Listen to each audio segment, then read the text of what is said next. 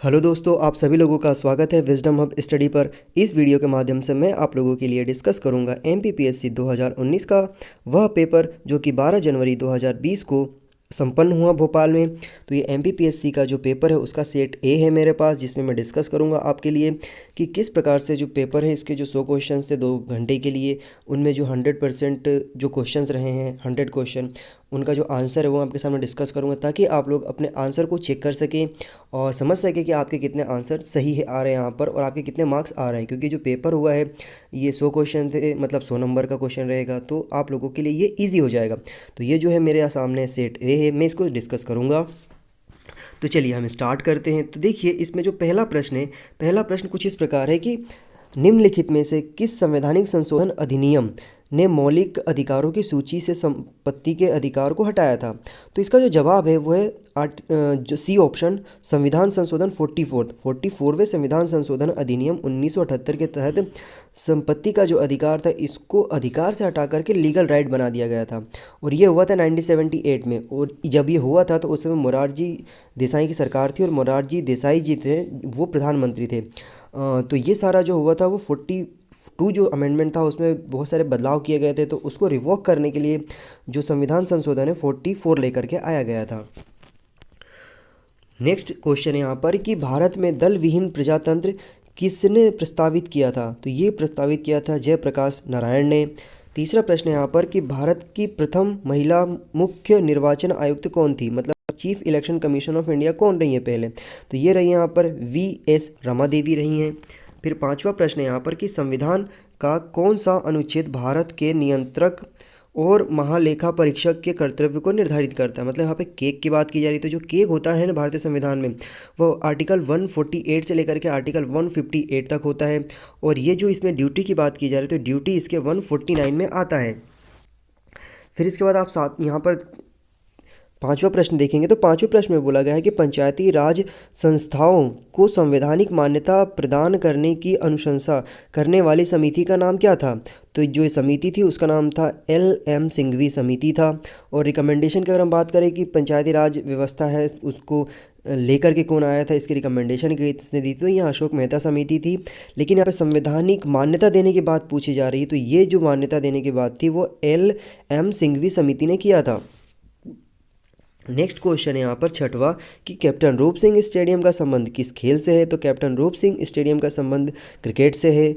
अगला सवाल है यहाँ पर कि मध्य प्रदेश राज्य घुड़सवारी की स्थापना अकादमी की स्थापना कब हुई थी।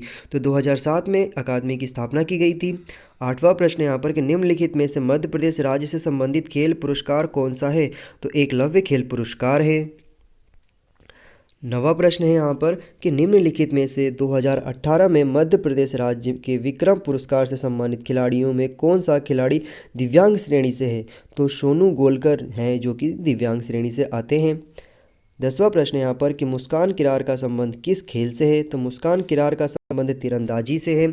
और ये बहुत ही कह सकते हैं कि एक ऐसी खिलाड़ी हैं जिन्होंने बहुत ही ज़्यादा अवार्ड जीते हैं मध्य प्रदेश के लिए। फिर 11वां सवाल है यहाँ पर कि सतपुड़ा श्रेणी में स्थित श्रेणियों में से पश्चिम से पूर्व की ओर उनकी स्थितियों को दर्शाने वाला निम्नलिखित में से कौन सा क्रम सही है। तो देखिए ये जो पश्चिम से पूर्व की बात की जा रही है, मतलब आप गुजरात से जो या छत्तीसगढ़ है इस एरिया की तरफ अगर मैप में देखते हैं तो आप देखें कि बड़वानी का जो पहाड़ियाँ हैं वो पहले आती हैं, फिर महादेव की श्रेणियाँ आती हैं, फिर मैकल श्रेणी आती है। तो इस प्रकार से इसका जो ऑप्शन रहेगा वो सी है।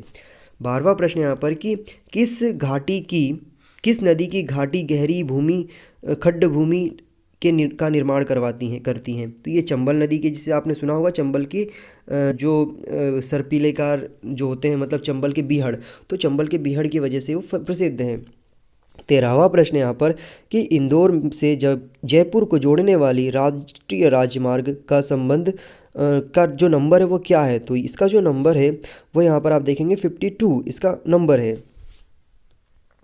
नेक्स्ट क्वेश्चन है यहाँ पर कि निम्नलिखित में से परमार राजवंश के इतिहास का प्रकाश डालने वाला स्रोत कौन सा है। तो पद्मगुप्त का जो नवसाहसटांग चरित्र है ये इस वंश के जो कह सकते हैं हिस्ट्री इसको बताता है। 15वां प्रश्न है चित्तौड़ के त्रिभुवन नारायण मंदिर को किसने बनवाया था? तो ये परमार राजा भोज ने बनवाया था। 16वां प्रश्न है कि मध्य प्रदेश का कौन सा हवाई अड्डा क्रियाशील नहीं है? तो खजुराहो है, वो भी अभी मतलब ऑपरेशनल है। जबलपुर भी ऑपरेशनल है, ग्वालियर भी है और पन्ना भी है। इसके अलावा 2 और एयरपोर्ट है मध्य प्रदेश में, भोपाल और इंदौर, वो दोनों ऑपरेटेड है। मतलब यहाँ पर 5 जो एयरपोर्ट है मध्य प्रदेश में वो अभी वर्किंग कंडीशन में है। 17वां प्रश्न यहाँ पर कि मध्य प्रदेश की पिछली विधानसभा 2014 से 18 के जो अध्यक्ष थे वो कौन थे? तो विधानसभा के जो अध्यक्ष थे डॉक्टर सीतासरण शर्मा थे। और जो वर्तमान में है जो कि 2018 में जिनकी सरकार बनी थी कमलनाथ सरकार की, तो उसमें यहाँ पर जो है वो एनडी प्रजापति हैं। 18वां प्रश्न यहाँ पर कि निम्नलिखित में से कौन सा राज्यपाल मध्य प्रदेश का राज्यपाल नहीं है? तो बलराम सिंह जाखड़ राज्यपाल रहे हैं, राम नरेश ठाकुर भी रहे हैं, रामेश्वर ठाकुर, डॉक्टर भाई महावीर ये नहीं रहे हैं मध्य प्रदेश के राज्यपाल, और न्यायमूर्ति अंशुमान सिंह ये भी रहे हैं, ये एक्टिंग गवर्नर रहे हैं मध्य प्रदेश के। 19वां प्रश्न है कि मध्य प्रदेश में से किस राज्य की सीमा नहीं छूती है? तो झारखंड की सीमा नहीं छूती है। आप देखेंगे मैप में तो झारखंड की सीमा नहीं छूती है। फिर 20वां प्रश्न है यहाँ पर कि मध्य प्रदेश राज्य निर्वाचन आयोग में से कौन से आयुक्त नहीं रहा है? तो अजीत रायजादा जो है वो आयुक्त नहीं रहे मध्य प्रदेश इलेक्शन कमीशन के। फिर 21वां प्रश्न है कंप्यूटर के क्षेत्र में वायरस का मतलब क्या है? तो कंप्यूटर के क्षेत्र में वायरस का मतलब होता है vital information resource under seize. फिर 22वां प्रश्न है जो अनधिकृत पहुंच प्राप्त करता है, महत्वपूर्ण डाटा को नष्ट करता है, वैध उपयोगकर्ताओं की सेवा को अस्वीकार करता है या उनके साक्ष्यों से के लिए समस्याएं पैदा करता है, क्या कहलाता है? तो यह क्रैकर कहलाता है। 23वां प्रश्न है पहला साइबर लॉ जो भारत में ई कॉमर्स के लिए कानूनी ढांचा प्रदान करता है वह कौन सा है? तो सूचना प्रौद्योगिकी अधिनियम 2000 है। मतलब ये जो एक्ट है ये एक्ट 2000 में बनाया गया था, इंफॉर्मेशन टेक्नोलॉजी एक्ट। तो उसके तहत जो भी हमारे इंडिया में जो भी ई कॉमर्स से रिलेटेड जो भी प्रॉब्लम्स होती है, साइबर लॉ के लिए जो भी एक्टिविटी होती है वो इसी एक्ट के तहत यहाँ पर कंट्रोल किए जाते हैं। फिर प्रश्न यहाँ है आपके लिए 24वां निम्नलिखित में से कौन सा एक साइबर अपराध नहीं है? तो यहाँ पर जो ऑप्शन डी है ऑनलाइन चैटिंग करना, यह एक साइबर अपराध नहीं है। बाकी के जो इसमें तीनों ऑप्शन है ये तीनों साइबर अपराध है। तो जैसे फिशिंग है, फिर साइबर स्टॉकिंग है, आइडेंटिटी थेफ्ट है, ये तो सारे तीनों क्या है? ये तीनों साइबर अपराध है। 25वां प्रश्न है ईमेल पता mark.sttoll@itdesk.info का डोमेन क्या है? तो इसका जो डोमेन है वो .info है, जैसे कि आपने देखा होगा यहाँ पे लिखा हुआ @gmail.com। तो .com क्या है? .com एक डोमेन है। तो उसी प्रकार जो .info होता है वो एक डोमेन होता है, .in होता है ये एक डोमेन होता है, .org होता है ये एक डोमेन होता है। फिर प्रश्न इसमें 26वां है कि राष्ट्रीय मानव अधिकार आयोग के अध्यक्ष एवं अन्य सदस्यों की नियुक्ति करने की सिफारिश करने वाली समिति का अध्यक्ष सदस्य कौन नहीं है इसमें से? तो देखिए प्रधानमंत्री इसके सदस्य होते हैं और जो कि वो अध्यक्ष होते हैं इसके। लोकसभा का अध्यक्ष होता है, फिर लोकसभा में विपक्ष का नेता होता है, राज्यसभा का सभापति होता है, उपसभापति होता है, सभापति नहीं होता, उपसभापति होता है, राज्यसभा में विपक्ष का नेता होता है। तो ये सारे इसके सदस्य होते हैं कुल मिलाकर के। तो ये मिलकर के जो मतलब ह्यूमन राइट कमीशन होता है इंडिया का, उसके अध्यक्ष की चयन करते हैं ये। और 70 साल तक की उम्र तक जो अध्यक्ष होता है वो सर्व करता है और अधिकतम उसकी मतलब 70 साल होता है। और टर्म की बात करें वर्षों की तो 5 साल से ज़्यादा नहीं कर सकता। 27वां प्रश्न है यहाँ पर कि मानव अधिकार संरक्षण अधिनियम के संबंध में निम्नलिखित में से कौन सा कथन सही नहीं है? तो इसका जो सी ऑप्शन है ये गलत कथन है, जो कि गलत है। जैसे कि 5 जो सदस्य होते हैं 5 वर्षों की अवधि के लिए पुनर्निर्मित हेतु पात्र नहीं है। मतलब इसमें बोला जा रहा है कि जो सदस्य है वो फिर से अपॉइंट नहीं हो सकता, तो ये गलत है। अध्यक्ष नहीं चुना जा सकता डबल से, लेकिन जो सदस्य होते हैं सदस्य चुना जा सकता है और सदस्य है वो अभी वर्तमान में, तो आगे चल के अध्यक्ष भी बन सकता है। इसके बाद जो 28वां प्रश्न है कि राज्य मानव अधिकार आयोग के अध्यक्ष एवं सदस्यों की नियुक्ति किसके द्वारा की जाती है? तो राज्यपाल के द्वारा की जाती है।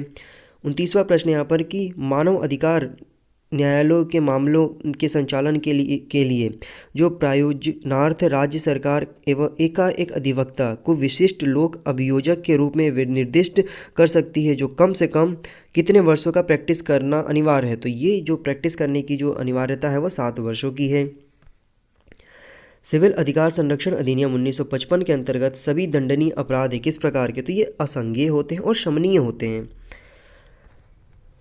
और इसके बाद 31वां प्रश्न यहाँ पर कि निम्नलिखित में से कौन सा उपग्रह शैक्षणिक संस्थान के लिए उपग्रह है वो, तो ये सत्याभामा सेट जो है कि वो एक एजुकेशनल संस्था के लिए यूज़ किया जाता है। ये क्षेत्र के लिए कौन सा प्रदूषण नॉक नी सिंड्रोम के लिए उत्तरदायी है, तो नॉक नी सिंड्रोम के लिए जो उत्तरदायी फ्लोराइड होता है। तो देखिए होता क्या इसमें, फ्लोराइड जब आपके सिर में उसका एक्सेस बढ़ जाता है तो ये जो आपके पैर होते हैं ना, पैर के जो नी होते हैं वो दोनों पास पास आ जाते हैं। तो उससे प्रॉब्लम ये होता है कि व्यक्ति को चलने में प्रॉब्लम होती है, जब वो दौड़ता है तो उसके पैर टकराते हैं। तो ये होता किस वजह से, जब आपके इंसान के शरीर में फ्लोराइड की मात्रा बढ़ जाती है। 33वां प्रश्न है, एक ही पौधे के एक युग्म के परागकोश से परागकण का उसी पौधे के दूसरे पुष्प की वतिकाग्र से स्थानांतरण क्या कहलाता है, तो ये सजात पुष्पीय परागण कहलाता है ये। 34वां प्रश्न यहाँ पर कि निम्न में से कौन सा उच्च स्तरीय प्रोग्रामिंग कंप्यूटर भाषा है, तो ये कोबॉल भी एक प्रोग्रामिंग भाषा है, पास्कल भी और बेसिक भी है। तो इस प्रकार इसके जो आंसर हैं वो है डी, मतलब सभी इसके सही आंसर हैं। 35वां प्रश्न है कि मनुष्य की मुख गुहा में से निम्नलिखित में से किसका पाचन प्रारंभ हो जाता है, तो मुंह में से कार्बोहाइड्रेट का पाचन प्रारंभ हो जाता है। 36वां प्रश्न है, संयुक्त राष्ट्र संघ के वर्तमान महासचिव कौन है, तो इसके जो वर्तमान महासचिव है वो एंटोनियो गुतरेस है, जो कि पुर्तगाल के हैं, और ये पुर्तगाल के ऐसे पहले जब ये प्रधानमंत्री भी रह चुके हैं। 27वां प्रश्न है, जो कि 27वां प्रश्न ये मुझे इस पूरे पेपर का सबसे अच्छा प्रश्न लगा। तो प्रश्न ये है कुछ इस प्रकार कि निम्न में से कौन सा चित्रकार जिसका जन्म 1922 में मध्य प्रदेश में हुआ, किंतु 1950 के बाद वो फ्रांस में रहकर कार्य करने लगा, लेकिन उसकी मृत्यु 2016 में नई दिल्ली में हुआ। तो ये जो चित्रकार हैं वो सैयद हैदर रज़ा हैं, याद रखिए सैयद हैदर रज़ा हैं ये। 38वां प्रश्न है, मानव सभ्यता के विकास की कहानी दर्शाने वाला देश का सबसे बड़ा संग्रहालय इंदिरा गांधी मानव संग्रहालय कहाँ स्थित है, तो यह भोपाल में स्थित है। 39वां क्वेश्चन है, फुटबॉल विश्व कप 2018 के फाइनल में क्रोएशिया के राष्ट्र प्रमुख अपनी टीम की हौसला अफजाई करने के लिए स्टेडियम में मौजूद रही थी, उनका क्या नाम है, तो इनका जो नाम है कोलिंदा गर्बर कितारोविच है, और जो फ्रांस के जो इमैनुअल मैक्रोन थे वो भी वहाँ पर उपस्थित थे। ओके, इसके बाद मैं इसमें आपको एक ट्रिक बता देता हूँ, जैसे कि जितने भी बाल्कन कंट्रीज, क्रोएशिया हो गया, सर्बिया हो गया, और उसके आसपास जो भी कंट्रीज़ हैं उनका जो लास्ट में आप देखेंगे सरनेम में तो विच आता है, लाइक दैट, हाँ, जिससे नोवाक जोकोविच। तो ये आप देख सकते हैं कि यहाँ पर जो ट्रिक है, इस ट्रिक के माध्यम से भी आप याद रख सकते हैं कि बाल्कन कंट्री है, उस बाल्कन कंट्री के जो भी सरनेम यूज़ किए जाते हैं वहाँ पर विच आता है। क्वेश्चन नंबर 40 है यहाँ पर कि उच्चतम न्यायालय के किस मामले के निर्णय के कारण संविधान के अनुच्छेद 21 के कार्यक्षेत्र का विस्तार कर दिया गया, शिक्षा के अधिकार को शामिल किया गया। तो ये जो केस था वो किस केस से संबंधित था, जिसमें बोला गया था 21 में 21A जोड़ा गया था और उसे राइट टू एजुकेशन बनाया गया था। तो ये उन्नी कृष्णन बनाम आंध्र प्रदेश का केस था जिसमें ये डिसीजन लिया गया था। और जो 21A जोड़ा गया था वो था 86th कॉन्स्टिट्यूशनल अमेंडमेंट के साथ 2002 में लेकर के आया गया था। फिर इसके बाद 41वां क्वेश्चन है इसका कि ऋग्वेदिक पणी किस वर्ग के नागरिक थे, तो ऋग्वेदिक पणी जो थे वो पुरोहित वर्ग के नागरिक थे। तो इसको हम एलिमिनेट भी कर सकते हैं। देखिए जैसे कि जो ऋग्वेदिक एरा था वहाँ पर लोहे का खोज नहीं हो पाया था, तो ये एलिमिनेट हो गया। स्वर्णकार मतलब वहाँ पर मेटल तो खोजा गया ही नहीं था, तो ये भी एलिमिनेट हो गया। और व्यापारी थे नहीं वहाँ पर, क्योंकि उसमें ट्रेड के कोई परिमाप नहीं मिलते हैं इस पूरे एरा में, तो इसलिए इसका जो आंसर होगा वो पुरोहित हो जाएगा। 42वां क्वेश्चन है, इसमें चंड प्रदोत किस प्राचीन गणराज्य के राजा थे, तो ये अवंती जो राज्य है इस राज्य के मतलब गणराज्य के राजा थे। तो इसको भी एलिमिनेट किया जा सकता है क्योंकि चंड प्रदोत हैं ये मध्य प्रदेश संबंधित है ये। तो मध्य प्रदेश में उस समय 2 ही साम्राज्य थे, मतलब 2 वहाँ पर जो 16 महाजनपद थे उसमें से एक यहाँ पर है अवंती। तो अवंती को हम यहाँ पे लगाएंगे क्योंकि काशी उत्तर प्रदेश में आता था। अंग आप देखेंगे तो वो भी पूर्वांचल के एरिया में आता था और वज्जी भी उसी एरिया में आता था। तो यहाँ पर जो 3 ऑप्शन है अपने आप एलिमिनेट हो जाते, तो इसका आंसर हो जाता है अवंती। 43rd क्वेश्चन है इसमें कि तारिक ए फिरोज शाही के रचनाकार कौन हैं, तो तारिक ए शाही फिरोज शाही के जो रचनाकार है वो जियाउद्दीन बर्नी हैं। 44th क्वेश्चन है यहाँ पर कि मांडू के जहाज महल का निर्माण निम्नलिखित में से किस शासक ने करवाया था, तो सुल्तान महमूद फर्स्ट ने इसका निर्माण करवाया था। क्वेश्चन नंबर 45 है यहाँ पर कि हिंदू विधवा पूर्ण विवाह अधिनियम किस वर्ष पारित हुआ था? तो यह 1856 में पारित हुआ था। और जो सती प्रथा है वो भारत में 1829 में बंद किया गया था। आपसे मैं एक सवाल पूछूंगा यहाँ पर, उसका जवाब आप मुझे दीजिए कि हिंदू विधवा पूर्ण विवाह अधिनियम जब लागू किया गया था, पास किया गया था, तो उस समय भारत में गवर्नर जनरल कौन थे? इसका जवाब आप मुझे कमेंट सेक्शन में देने की कोशिश करिएगा, क्योंकि ये भी सवाल कई बार एग्जाम में पूछे गए हैं। क्वेश्चन नंबर 46 है कि हिमालय के किस भाग पर कोरवा भूमि आकृति पाई जाती है? तो कश्मीर हिमालय पर यह पाई जाती है। कश्मीर हिमालय मतलब जास्कर, पीर पांजाल, ये वाला जो एरिया है, काराकोरम वाला एरिया, इसकी बात की जा रही है यहाँ पर। क्वेश्चन नंबर 47 अच्छा सवाल था। इस प्रकार के सवाल एमपीपीएससी में बहुत ही कम देखे जाते हैं। इसमें दो सूची दी हुई है, एक में खनन क्षेत्र बताया गया है, दूसरे में संपदा क्षेत्र मतलब खनिज संपदा पूछा गया है कि कौन से क्षेत्र में कौन सा जो मेटल है वो पाया जाता है। तो इसमें जो आप देखेंगे इसका आंसर सी है। तो सी किस प्रकार से होगा? तो देखिए, कालाहांडी में बॉक्साइट पाया जाता है। फिर इसके बाद आप देखेंगे यहाँ पर कि जो जावर है, जावर में जस्ता व सीसा पाया जाता है। कोलार, कोलार कर्नाटक में है, तो यहाँ पर सोना पाया जाता है। और मोसाबनी जो है वहाँ पर तांबा पाया जाता है। तो इसका यदि आपको एक भी याद है ना, तो इसका आंसर आप आसानी से लगा लेंगे, क्योंकि ये इस प्रकार से जो एरिया है इसमें एक से दो पता होना चाहिए बस आपको। 48 क्वेश्चन यहाँ पर कि निम्न में से कौन सा एक सुमेलित नहीं है? तो इसका जो आंसर है वो है मतलब वन्य जीव अभयारण्य बोला गया है और यहाँ पर राज्य बोले गए हैं। तो नैयर जो है वो छत्तीसगढ़ में बोला गया है कि यहाँ पर ये मिलता है, तो ये गलत है। यहाँ पर छत्तीसगढ़ में जो वन्य अभयारण्य जीव है मतलब अभयारण्य है ये नहीं है। क्वेश्चन नंबर 49 है कि निम्नलिखित में से जनगणना दशक में लिंग अनुपात में भारत में सबसे अधिक गिरावट कब दर्ज की गई? तो 2001 से 2011 के बीच में जो जनगणना हुआ था उसमें सबसे कम लिंग अनुपात दर्ज की गई थी, गिरावट दर्ज की गई थी।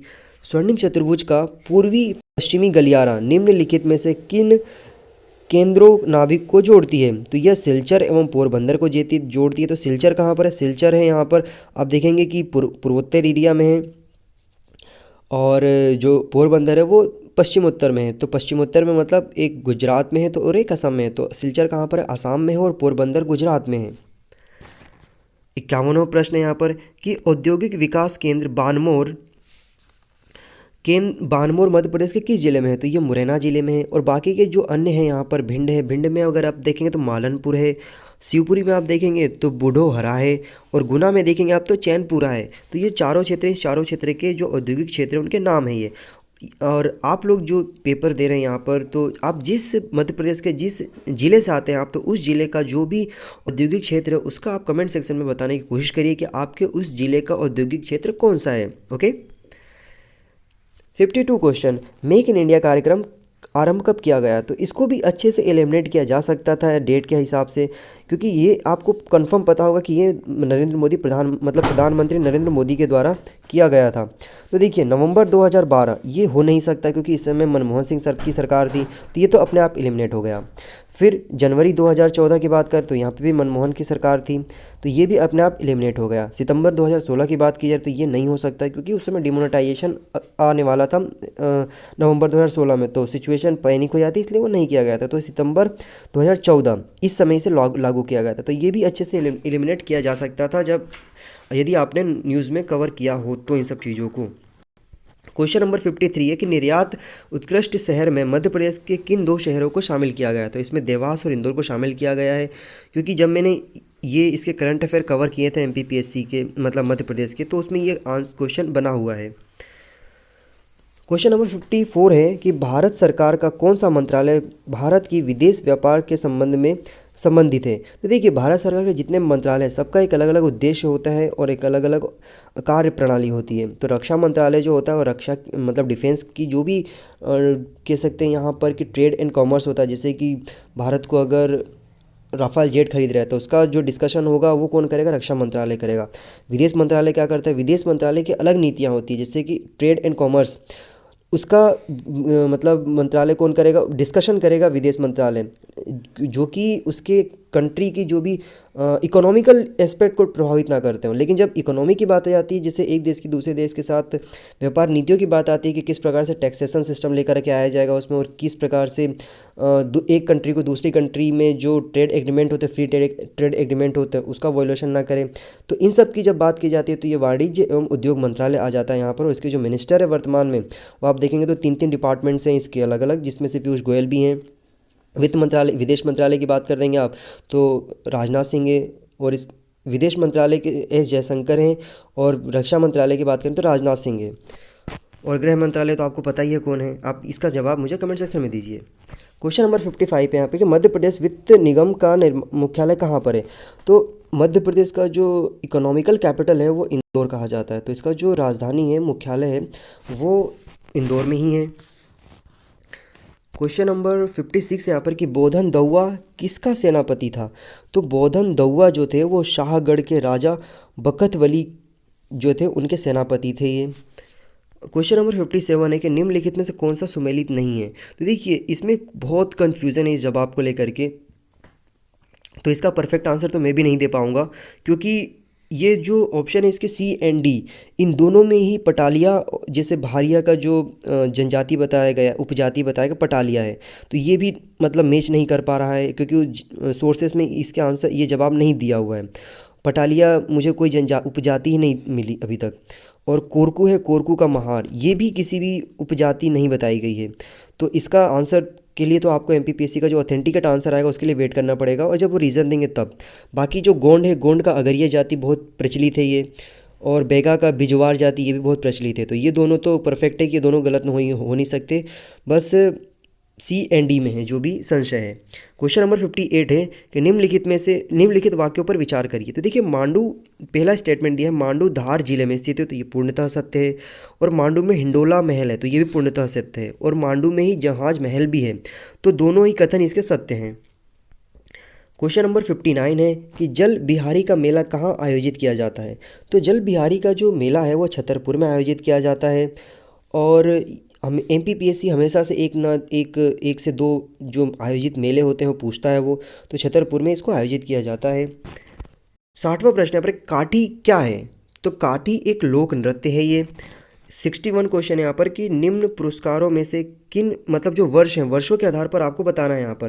तो देखिए इसका जो आंसर है ना, आंसर इसका सी है, क्योंकि देखिए सबसे पहले जो स्टार्ट हुआ था वो अर्जुन पुरस्कार हुआ था, फिर इसके बाद आप देखेंगे द्रोणाचार्य पुरस्कार स्टार्ट हुआ था, फिर राजीव गांधी पुरस्कार स्टार्ट हुआ था, फिर ध्यानचंद पुरस्कार स्टार्ट हुआ था। ओके, तो इसका जो ईयर है ये आपको याद रखना होगा। तो इनके जो ईयर्स है, मतलब नाम और ईयर, नाम एंड ईयर, तो ये जो है ना, ये आप मुझे कमेंट सेक्शन में लिख के बताने की कोशिश करेगा कि इनके क्या क्या वर्ष के क्रमांक हैं। ओके, वर्ष का अगर ये आपको याद रहेगा तो आप इसके जवाब आसानी से दे देते हैं। क्वेश्चन नंबर 62 है यहाँ पर कि रियो ओलंपिक 2016 के उद्घाटन समारोह में भारतीय दल का ध्वज वाहक कौन था। तो भारतीय दल के जो ध्वज वाहक थे वो अभिनव बिंद्रा थे। 63rd क्वेश्चन है यहाँ पर कि 2018 के जो राष्ट्रमंडल खेल हुआ था उसमें भारत का क्रम कौन सा था। तो भारत का क्रम यहाँ पर तीसरा था। देखिए पहले पर ऑस्ट्रेलिया था, दूसरे पर इंग्लैंड था, और तीसरे पर भारत था। क्वेश्चन नंबर 64 है कि 2028 का जो ग्रीष्म ओलंपिक होगा वह कहाँ पर आयोजित होगा। तो ये लॉस एंजल्स में होगा, एंजलिस में, और यूएसए में इसका आयोजन किया जाएगा। 2020 का जो ओलंपिक होगा वो टोक्यो में होगा। और जो 2024 का ओलंपिक, ये आप लोगों को फिर से कमेंट सेक्शन में बताने की कोशिश करिए, क्योंकि फिर से क्वेश्चन आ जाएगा ये। तो IAF का जो मुख्यालय है वो कहाँ पर है। तो ये मोनाको में है। 66 क्वेश्चन है कि मध्य प्रदेश में राज्य निर्वाचन आयोग के गठन के पश्चात कितनी बार पंचायत का चुनाव निर्वाचित किया गया। तो देखिए राज्य निर्वाचन आयोग की बात की जा रही है, तो राज्य निर्वाचन आयोग है ना, ये एक संवैधानिक संस्था है जो कि भारत का जो कॉन्स्टिट्यूशन बना था, एडॉप्ट हुआ था, इसके बाद लागू हुआ था, तब से ही ये चला आ रहा है। लेकिन जो पंचायती राज व्यवस्था है वह ज़रूर अमेंडमेंट के साथ आया, और वो 73rd अमेंडमेंट के साथ 1994 में आया था। ओके, तो उसी 1994 से लेकर के यदि आप अब देखेंगे 2019-20 तक, आप इसको कैलकुलेट करके देखेंगे तो आपको यहाँ पर 5 टर्म आएगा। कैसे? क्योंकि यहाँ पर देखेंगे 26 ईयर हो रहे हैं। 26 में अगर आप 5 का डिवाइड करते हैं तो आपको 5 ईयर समथिंग कुछ आएगा। ओके, 5 बार, तो 5 मतलब यहाँ पर 5 माह साल का टर्म होता है। तो इस तरीके से इसमें जो जवाब बनेगा वो बनेगा ओनली 5। ओके। 67 क्वेश्चन यहाँ पर कि राज्य निर्वाचन आयोग नगरीय निकायों के निर्वाचन का संचालन किस अनुच्छेद के तहत करता है। तो इसमें जो आंसर है वो है यहाँ पर आर्टिकल 243 के। ओके, 243 के द्वारा यहाँ पर जो नगर निगम के नगर निकाय के जो चुनाव होते हैं वो इस अनुच्छेद के तहत होते हैं कंप्लीट। पंचायती राज विषय संविधान की किस सूची के अंतर्गत आता है। तो पंचायती राज जो सब्जेक्ट है वो आता है राज्य सूची के अंतर्गत। फिर क्वेश्चन है यहाँ पर 69, भारतीय संविधान के मतलब संविधान के कौन से भाग में पंचायती राज से संबंधित प्रावधान को शामिल किया गया है। तो संविधान का जो पार्ट है उस पार्ट में आर्टिकल 243 जो है वो बात करता है संविधान के में पंचायत राज को लेकर के। ओके, तो पंचायती राज जो व्यवस्था है संविधान के भाग 9 में डाला गया है। फिर यहाँ पर देखेंगे आपकी संविधान संशोधन 73 के तहत यदि आप देखते हैं यहाँ पर, तो यहाँ पर पंचायती मतलब जो पंचायती राज व्यवस्था है इसको डाला गया है और इसमें बहुत सारे और भी चेंजेस किए गए थे। ऐसी कोई मतलब पहली बार नहीं किया गया था ये। तो ये जो आप देखेंगे कि 1994 में जो पंचायती राज व्यवस्था थी इसमें 73rd कॉन्स्टिट्यूशन अमेंडमेंट लेकर के आया गया था जिसके तहत इसको डाला गया था और 1994 में रखा गया था। फिर आपका जो क्वेश्चन नंबर 70 आता है, इसमें बात की गई है कि मध्य प्रदेश के निम्नलिखित किन शहरों में जो जनसंख्या थी 2011 के अनुसार 10 लाख से कम थी। तो देखिए भोपाल की जो जनसंख्या थी वो 19 लाख के आसपास थी और उज्जैन की जनसंख्या थी वो लगभग 7.7 लाख के आसपास थी यहाँ पर। और ग्वालियर की जनसंख्या देखेंगे आप तो 11 लाख के आसपास थी और जबलपुर का भी 10 लाख से ऊपर थी। तो जो उज्जैन है उज्जैन की जो जनसंख्या है वो कम थी। इसको भी आप लॉजिकली लगा सकते थे क्योंकि जो उज्जैन है सबसे बड़ा ट्राइबल एरिया आता है वहाँ पर। आप देखेंगे तो लिटरेसी भी उस संभाग में ज़्यादा आता है, जैसे कि अलीराजपुर है वहाँ पर संभाग में लिटरेसी ज़्यादा है। तो इस वजह से लॉजिक लगा करके भी इसका आप जवाब दे सकते थे। 71 क्वेश्चन है यहाँ पर कि JSP का मतलब क्या होता है। तो जावा सर्वर पैसेज इसका मतलब होता है बिंग एक वेब सर्च इंजन है जिसका स्वामित्व और संचालन किस कंपनी के द्वारा किया जाता है। तो इसका मतलब संचालन है वो माइक्रोसॉफ्ट के द्वारा किया जाता है। वेब क्रॉलर को एक रूप से भी जाना जाता है, तो वेब क्रॉलर को वेब स्पाइडर के नाम से जाना जाता है के रूप में जाना जाता है। निम्नलिखित में से कौन सा केवल आउटपुट डिवाइस है। तो देखिए प्लॉटर, प्रिंटर एंड मॉनिटर ये सारे आउटपुट डिवाइस है। अगला प्रश्न है कि अपने ब्राउज़र को सहेज कर किसी पसंदीदा वेबसाइट को जल्दी से एक्सेस करने का तरीका कहलाता है। तो बुकमार्क कहलाता है। आप बुकमार्क करते हैं तो डायरेक्ट जाकर के उसको आप एक्सेस कर लेते हैं, बहुत जल्दी से, आपको ढूंढना नहीं पड़ता है। जब न्यायालय सिविल अधिकार संरक्षण अधिनियम 1955 की धारा 12 के अंतर्गत उपधारणा करेगा कि अपराध अस्पृश्यता के आधार पर कारित किया गया है, तो क्या प्रावधान रहेगा। तो देखिए यह केवल अनुसूचित जाति के सदस्य से संबंधित रहेगा, ये इसमें ऐसी बात कही गई है। 77 क्वेश्चन है कि यदि कोई व्यक्ति अस्पृश्यता के आधार पर किसी व्यक्ति को किसी अस्पताल, औषधालय या शिक्षा संस्थान में प्रवेश से इनकार करता है तब वह सिविल अधिकार संरक्षण अधिनियम 1955 की किस धारा के अंतर्गत दंडनीय है। तो यह धारा 5 के तहत दंडनीय है यहाँ पर, क्योंकि देखिए धारा 1 जो है उसमें नाम, उसके विस्तार क्षेत्र ये सब बताया गया है। धारा 2 में जो बात कही गई है वो बात कही गई है इसके डेफिनेशन की। धारा 3 में आप देखेंगे तो इसमें जो अलग धार्मिक बात की गई है। फिर धारा 4 में जो बात की गई है वो यहाँ पर आप देखेंगे सामाजिक बात की गई है। धारा 5 में देखेंगे आप तो यहाँ पर अस्पृश्यता को लेकर के यहाँ पर बात कही गई है। ओके, फिर 78 क्वेश्चन यहाँ पर कि अनुसूचित जाति और अनुसूचित जनजाति अत्याचार निवारण अधिनियम 1989 प्रवत्त हुआ था, मतलब कब इसको लागू किया गया था। तो 30 जनवरी 1990 को लागू किया गया था। 30 जनवरी 1990 को शहीद दिवस के रूप में मनाया जाता है क्योंकि उस दिन जो हमारे राष्ट्रपिता हैं महात्मा गांधी उनकी हत्या की गई थी। क्वेश्चन नंबर 79 है यहाँ पर कि निम्नलिखित में से कौन सा कथन असत्य है। तो इसका जो ऑप्शन बी है यह असत्य है कि अनुसूचित जाति और अनुसूचित जनजाति अत्याचार निवारण अधिनियम की धारा 14(1) में स्थापित अनन्य विशेष न्यायालय धारा 2(घ) में परिभाषित है। ये यहाँ पर गलत है क्योंकि धारा 2(घ) में ऐसी कोई बात ही नहीं की गई है। फिर यहाँ पर आता है क्वेश्चन 80। अनुसूचित जाति और अनुसूचित जनजाति अत्याचार निवारण अधिनियम 1989 के अंतर्गत किसी निर्णय दंडादेश या आदेश के विरुद्ध उच्च न्यायालय में अपील होती है। तो इसका जो ऑप्शन है वो तथ्यों और विधि दोनों के संबंध में, मतलब जब आप अपील करना चाहेंगे, आपको जैसे लोअर कोर्ट में डिसीजन आ चुका है, आप उसके लिए फिर से रिव्यू पिटिशन डालना चाहते हैं, जो भी आप आगे की प्रक्रिया करवाना चाहते हैं अपर कोर्ट में, तो जो भी उस पर डिस्कशन होगा अपर कोर्ट में वो उसके तथ्यों को लेकर के होगा, क्या क्या उसमें जो सबूत हैं उन सारी चीज़ों को लेकर डिस्कशन होगा। एंड लॉ जिस तरीके से उस कानून का उपयोग करते हुए, लॉ का यूज़ करते हुए वर्डिक्ट दिया गया है, तो उन सारी चीज़ों को यहाँ पर जांच पड़ताल की जाती है। क्वेश्चन नंबर 81 है यहाँ पर कि भारतीय अंतरिक्ष कार्यक्रम के जनक कौन है। तो भारतीय अंतरिक्ष कार्यक्रम के जनक जो है डॉक्टर विक्रम अम्बालाल साराभाई है, जिसे हम शॉर्टकट में विक्रम साराभाई भी कहते हैं। क्वेश्चन नंबर 82 है निम्नलिखित में से कौन सी कोशिकाएं मनुष्य में एड्रोजन हार्मोन को स्रावित करता है। तो लैंगिक कोशिकाएं हैं, ये स्रावित करती है एंड्रोजन हार्मोन को। क्वेश्चन नंबर 83 है यहाँ पर कि वैश्विक ताप की वृद्धि के लिए निम्न में से कौन सी गैस योगदान देती है अधिक। तो ये कार्बन डाइऑक्साइड है। क्वेश्चन नंबर 85 है कि मानव शरीर में किस तत्व का प्रतिशत सबसे अधिक होता है। तो मानव शरीर में ऑक्सीजन का प्रतिशत सबसे ज़्यादा होता है, क्योंकि यदि जैसे ही ऑक्सीजन की कमी होगी हमारे बॉडी में तो क्या होगा, इंसान की मृत्यु होने की संभावना बढ़ जाती है। अफीम किस श्रेणी की दवा के अंतर्गत आता है। तो अफीम अवसादवादी दवा की श्रेणी में आता है।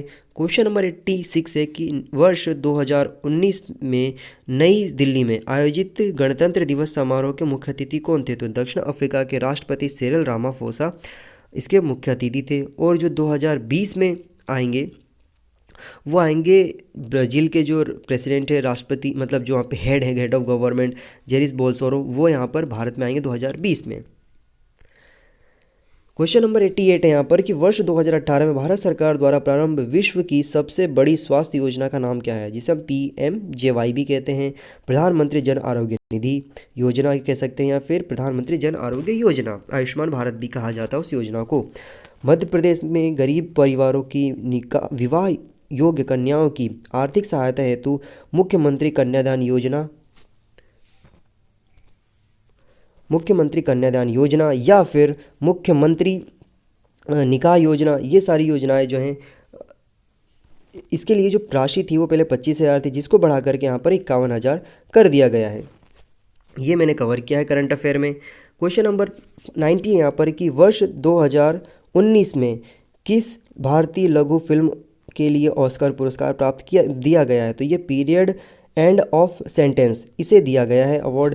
क्वेश्चन नंबर 91 है कि 1842 के बुंदेला विद्रोह के प्रमुख भागीदारी देने वाले राजा हिरदेशा किस जमींदार के, मतलब किस स्थान के जमींदार थे। तो ये हीरापुर के जमींदार थे। इसके बाद क्वेश्चन नंबर 92 है कि ब्रिटिश भारत में सांप्रदायिक प्रतिनिधित्व की व्यवस्था निम्नलिखित में से किस अधिनियम के द्वारा की गई थी। तो मॉर्ले मिंटो रिफॉर्म, मतलब मॉर्ले मिंटो जो सुधार है 1909, इसमें कम्युनल प्रतिनिधित्व की, मतलब रिप्रेजेंटेशन की बात कही गई थी सबसे पहले। फिर क्वेश्चन नंबर 93 है कि 1857 के प्रथम स्वतंत्रता संग्राम में भोपाल के किस वीर ने बहादुरी पूर्व मुख्य संघर्ष पर अपना बलिदान दिया था। तो ये फजील मोहम्मद खान थे। क्वेश्चन नंबर 94 है पुस्तक सत्यार्थ प्रकाश के लेखक कौन है। तो सत्यार्थ प्रकाश के जो लेखक है स्वामी दयानंद सरस्वती हैं। क्वेश्चन नंबर 95 है कि रेशम बुनकरों की श्रेणी की जानकारी निम्नलिखित किस शिलालेख से मिलती है। तो दशपुर शिलालेख से इसकी जानकारी मिलती है। 96 क्वेश्चन है यहाँ पर कि निम्नलिखित में से कौन सा प्रपात नर्मदा नदी पर नहीं है। तो भालकुंड प्रपात नर्मदा नदी पर नहीं है, कपिलधारा भी है, दुग्धधारा भी, और भेड़ा घाट भी है। 97 क्वेश्चन है कि निम्नलिखित में से कौन सा राष्ट्रीय राजमार्ग मध्य प्रदेश से नहीं गुजरता है। तो नेशनल हाईवे 3 भी गुजरता है, 12 भी गुजरता है, 7 भी गुजरता है। तो इसका आंसर डी है, NH8। 98 क्वेश्चन यहाँ पर कि इसमें 2 कॉलम दिए हुए हैं, 2 रो, इसमें तो उनको मैच करना। तो आप प्राकृतिक आपदा है और प्रभावित क्षेत्र हैं। तो बाढ़ से सबसे ज़्यादा प्रभावित होने वाला क्षेत्र उत्तर प्रदेश एंड बिहार के मैदान है। भूकंप से हिमालय का क्षेत्र है। सूखा की बात करें तो पश्चिमी व मध्य भारत के क्षेत्र हैं। सुनामी की बात करें तो भारत के दक्षिणी तटीय क्षेत्र यहाँ पर प्रभावित है। निम्नलिखित में से कौन सा समूह सभी, मतलब जो है वो सही नहीं है। तो इसमें टेलीग्राफ का पठार जो है वो सही नहीं है, जो कि ये हिंद महासागर में मतलब स्थित है, ऐसा बताया जा रहा है। अगला प्रश्न है यहाँ पर कि भारत का अपने पड़ोसी देशों मतलब पड़ोसी जो देश हैं उनके साथ जो अंतर्राष्ट्रीय सीमा है, उन अंतर्राष्ट्रीय सीमा की जो लेंथ है, उस लेंथ के आधार पर आपको बताना है कि उनका सीक्वेंस क्या होगा, मतलब आरोही क्रम है, मतलब डिसेंडिंग ऑर्डर में। तो देखिए इसका जो ऑप्शन है वो ऑप्शन जो आंसर है इसका यहाँ पर आप देखेंगे तो डी है। तो जो नेपाल है, नेपाल के साथ हम सबसे कम बॉर्डर बनाते हैं तो वो है 1751 किलोमीटर का।